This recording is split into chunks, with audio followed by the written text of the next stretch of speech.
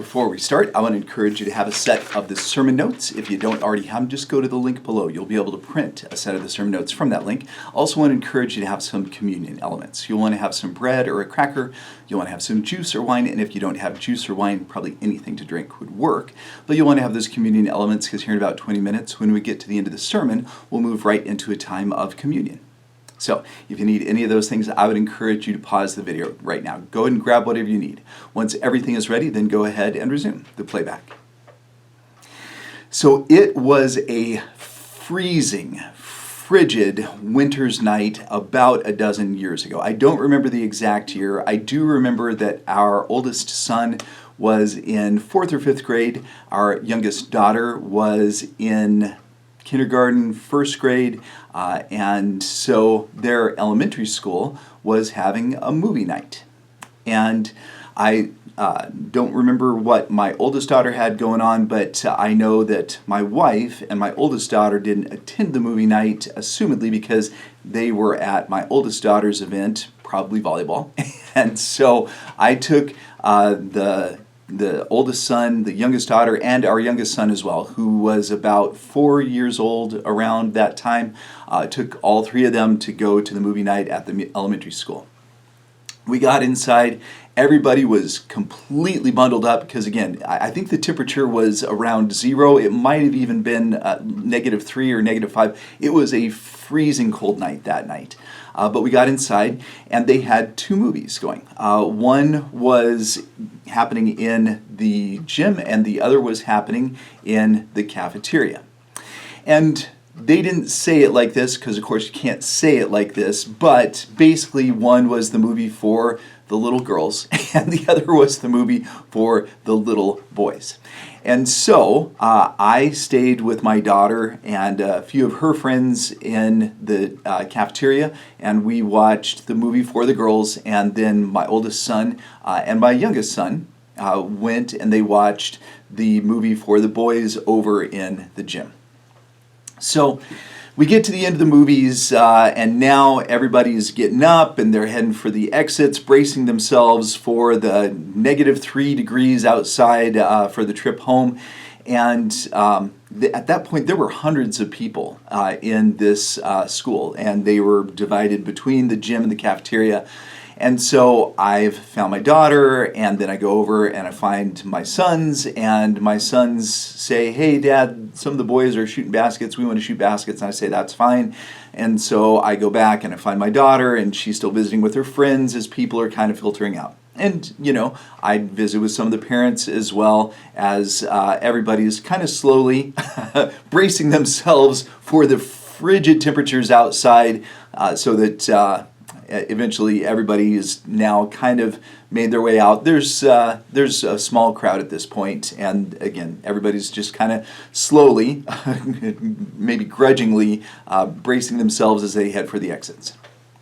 So I grab my daughter and I go over and I grab my oldest son, and I notice that I can't find our youngest son. And I think, well, that's interesting. Maybe he made some friends. Our youngest is by far the most social of our kids. It would not have surprised me at all that even though he wasn't in elementary school yet, he probably had made friends with a dozen of the kindergartners, and they were probably off somewhere. So I thought, all right, well, I need to go track him down. So again, now we're from the point where there's hundreds of people in the school to now there's maybe, 50 or so. And again, most of them are just kind of slowly making their way out. So I'm looking for the youngest son, and I cannot find him anywhere. And so at this point, I'm concerned. Obviously, I want to get out of there. And so I keep looking for him, and I just can't find him. I know where my youngest daughter is. I know where my oldest son is. At this point, I've said, "Have you seen your little brother? Can you help me look for your little brother?" And more people are filtering out, and the younger brother still hasn't shown up. So now my concern is growing, and I'm trying not to become overly concerned, and I'm trying not to let my oldest son and my youngest daughter see that I am concerned. I'm trying to play it off, be cool and be casual, but hey, we need to find your little brother so we can get out of here. And inside, I'm starting to get a little bit panicky. And again, people are continuing to file out, and now it's to the point where maybe there are a dozen or 15 people left in the entire facility. Several of them are people who work for the school. I haven't said anything yet to any of the teachers or the administrators or the custodial staff that are still there because, I mean, I'm a little embarrassed. but also I'm feeling like, well, he's got to turn up somewhere. And I've said to my son, let's check all the bathrooms. I've said to my daughter, would you go check the girls' bathrooms? See if you can find your little brother. We look everywhere, and we cannot find him. And at this point, we are just about the last ones in there. I realize there's still some staff around. And again, I haven't said anything to the staff yet, but I'm to the point now where, alarm bells are going off in my head. And I'm trying to decide, okay, what do I do here? Do I go tell the school staff that's still here what's going on? Do I do that first? Do I call my wife first and see if, maybe someone said, hey, your youngest son rode home with us and see if maybe she knows something I don't know? At this point, I'm even thinking to myself, Carrie, you have wasted way too much time here. You better just call 911. I mean, all of these things are going through my head. And again, I'm trying not to alarm my two kids that are with me at that moment, but I'm kind of freaking out. I'm really freaking out. When all of a sudden I feel a tap in the small of my back, and so I turn around, and there's my youngest son. He's standing there, and his face is bright, bright red. I mean, as red as a tomato. And I said, buddy, where have you been? And he said, I went outside and I was waiting by the car for you guys. And he had probably been outside in negative temperatures for the last 20 minutes waiting for us while we're in the school looking everywhere for him. And at that point, I just said, oh, buddy. And I said, and again, I'm trying not to let everybody, make it obvious to everybody how totally panicked I was inside. And I said, all right, well, let's head home. But that was one occasion when I lost track of one of my kids. And it was, for me, for at least 10 or 15 minutes, it was a truly terrifying experience. And the reason that I'm bringing that up, as you might have already guessed, is because in the lectionary gospel reading we're about to take a look at, Mary and Joseph are going to have a similar experience with their son, Jesus. So without any further ado, let's go ahead and take a look at that lectionary gospel reading. It is Luke chapter 2, verses 41 through 52. We're continuing with the Gospel of Luke, just as we have been throughout the season of Advent. We're through the season of Advent now, but we are continuing with the Gospel of Luke. So Luke chapter 2, verse 41. Every year, Jesus' parents went to Jerusalem for the festival of the Passover. When he was 12 years old, they went up to the festival according to the custom. After the festival was over, while his parents were returning home, the boy Jesus stayed behind in Jerusalem. But they were unaware of it.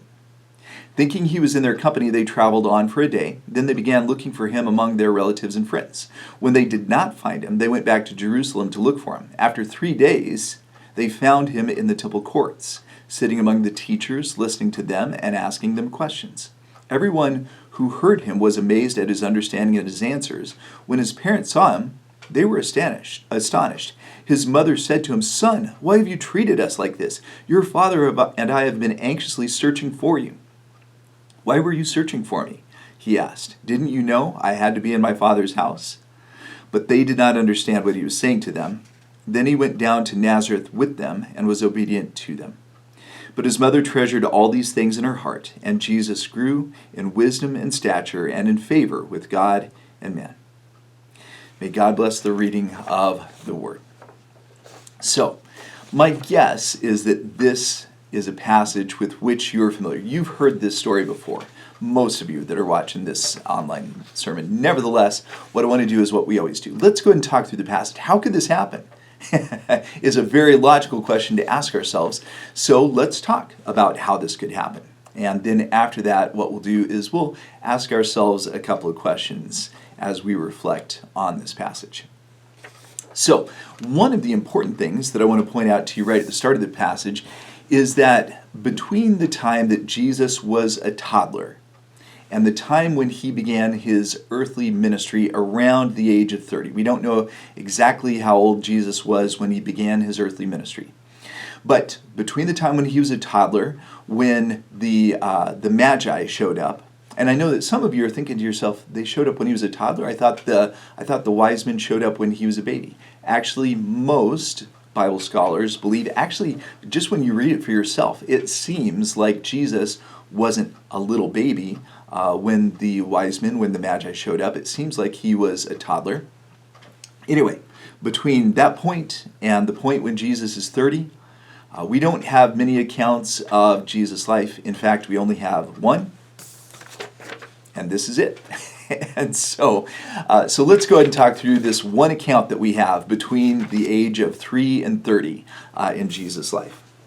So it tells us at the very start that Jesus' parents went to Jerusalem for Passover every year, which was not a short journey. Jesus grew up in Nazareth, and so for them to make the trip from Nazareth to Jerusalem every year, that was not an easy undertaking in a time before roads and in a time before vehicles. But they made this trip because they were good, faithful Jewish people. And that's what you were supposed to do. That isn't to say that all of the Jewish people did this, but Jesus' parents obviously understood that with Jesus as a part of their lives, they needed to be good and devout in their religious life. And so one of the things that they obviously and clearly did, the passage tells us that they always did, is they went to Jerusalem for the Passover every year. Now, it tells us that at this point Jesus is 12 years old. Now, this is important to the story because something that you probably already know happens in the lives of Jewish young people is that at the age of 13 years old, Jewish young people will have their bar mitzvah or their bas mitzvah.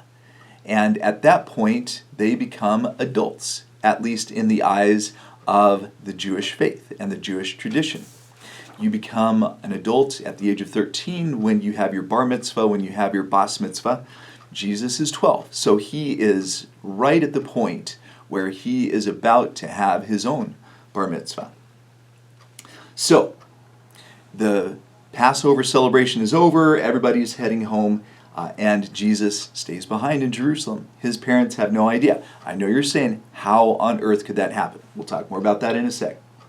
So, it tells us in verse 44 that Mary and Joseph think that they are with him. And you're saying, how could they think that?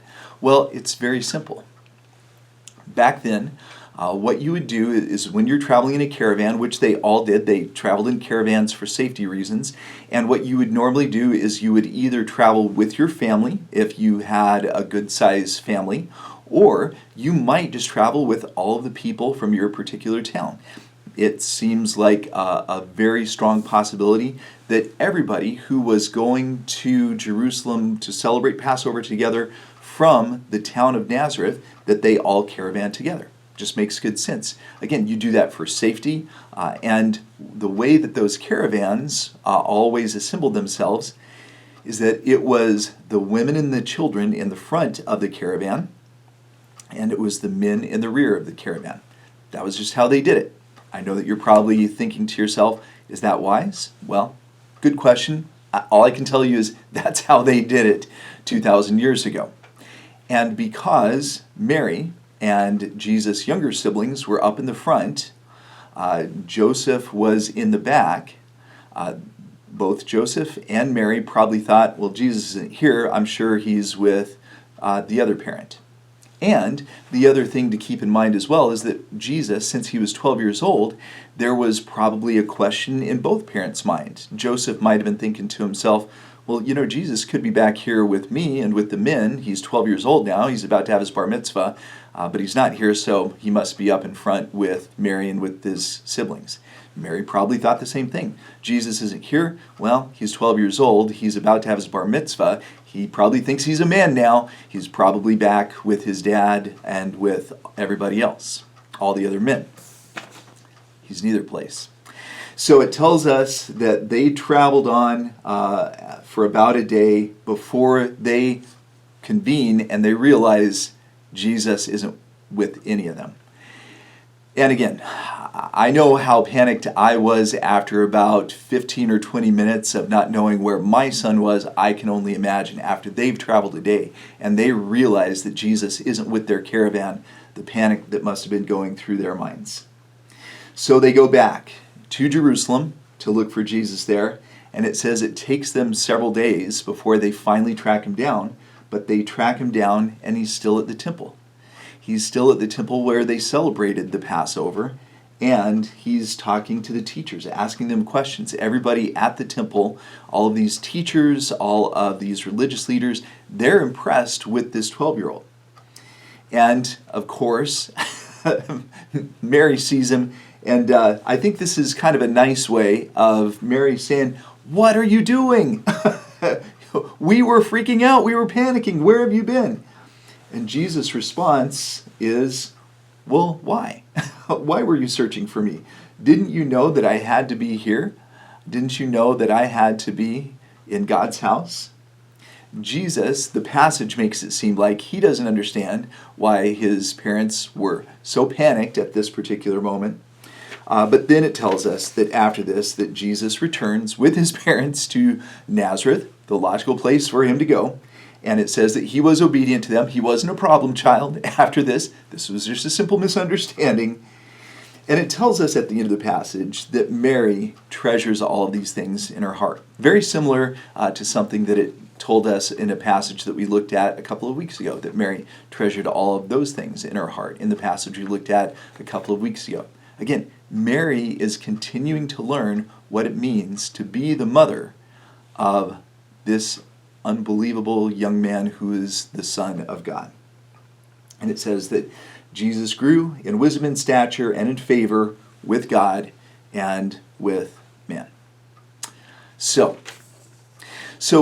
what are the lessons that we can take away from this passage? Because this passage, I would contend, doesn't necessarily have a whole lot of lessons for you and for me.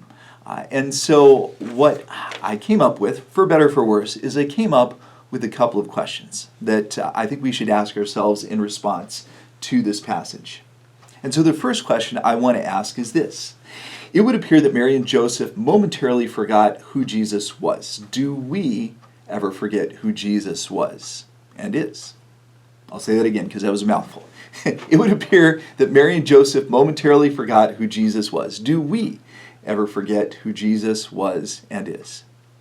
Again, Mary and Joseph, they should, I would contend this, when they returned to Jerusalem, it says it took them a while to find Jesus. I would have said, Mary and Joseph, when you go back to Jerusalem, the first place that you should go look would be the temple. That would be the logical place. But it seems like maybe for whatever reason, they just forgot. This is the Son of God. And again, I get it. You know, at this point, he hasn't started his earthly ministry. At this point, he's just a little 12-year-old. But even so, they kind of sort of forgot, it seems. So the question I want to ask is, do you and I ever forget who Jesus was and is? And what I mean by that is this. One of the things that I have certainly noticed over the past decade or so, and this is certainly true for me, is that I think a lot of us, when we talk about Jesus, when we have our own mental image of Jesus, we tend to put Jesus in a certain mold. And my guess is that for most of us, actually it's not even a guess, I know that for most of us, and it's true for me as well, that we tend to put Jesus into an ideological mold that fits the ideologies that we subscribe to. You get what I'm saying? In other words, what I'm saying is, look, if I am conservative, then I probably put Jesus in kind of a conservative mode. If I am progressive, then I put Jesus in a progressive mode. If I am deeply patriotic, then I put Jesus in this patriotic mold. If I am an anarchist, then I think that Jesus was an anarchist. The point is that all of us tend to kind of put Jesus in our own image. And that's not right. It's not right even for me as a pastor. Because the interesting thing is that when I read this book, and specifically when I read Matthew, Mark, Luke, and John, and especially when I read the red letters, what I discover pretty quickly is that the ideological mold that I've put Jesus into, it doesn't really match with what I find in this book. And so I think it's an important question for all of us to ask. Do we forget who Jesus was? And the best way for you and I to remember who Jesus was is to read Matthew, Mark, Luke, and John and pay close attention to the red letters. That is the first question. The second question I want to ask is this. It would also appear that Jesus never forgot who he was. Do we ever forget who we are? Another mouthful, let me say that again. It would also appear that Jesus never forgot who he was. Do we ever forget who we are? Because friends, I think that sometimes it's easy for us to forget that we are Jesus' modern day disciples. Whether you want to use the term Christian or Christ follower, disciple, whatever terminology you want to use, we are supposed to be Christ's ambassadors. And sometimes I think we forget that. And sometimes we put our own agendas. Sometimes I put my own selfishness ahead of that. If I had more time, I'd tell you a story yesterday, but suffice it to say, I had an incident yesterday that afterwards I wasn't very proud of myself because I thought afterwards I'm supposed to be a pastor and I should have handled that situation much better than I did. I had an incident just yesterday where I forgot who I was. And finally, something for us to prayerfully consider. Jesus understood the importance of being in God's house. Do we? Jesus understood the importance of being in God's house. Do we? Look, one of the things that I appreciate about my congregation here at Southview is that they come and they attend the services faithfully. And I know that you, as you're watching this, that for many of you, this takes the place because you can't physically get here to this church anymore. And I want you to know I'm glad that we have this for you. I would also contend that it's ideal, and I know it's not possible for everybody, but it's ideal for us to be together physically in God's house. And so if you can get yourself physically here, I hope you will. If not, then I'm glad that we have this online option for you as well. I'm running way short on time, and so what I'd like to do right now is I'd like to go ahead and grab my communion elements. I'd like to have you grab your communion elements as well. And I'm going to invite you to go ahead and partake with me at this time. The body of Christ, broken for us, we partake in remembrance of him. And the blood of Christ, shed for us, we drink in remembrance of him. Let's pray. God, we thank you for the fact that Jesus understood the importance of being